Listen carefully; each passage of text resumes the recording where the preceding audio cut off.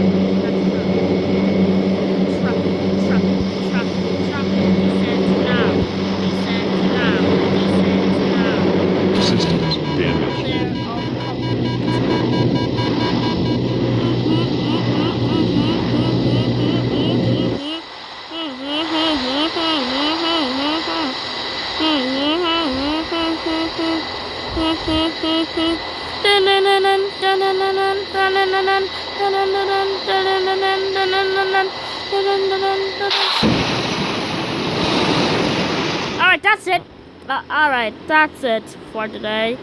Make sure you guys like the channel and subscribe, and I'll see you on the next one. Bye!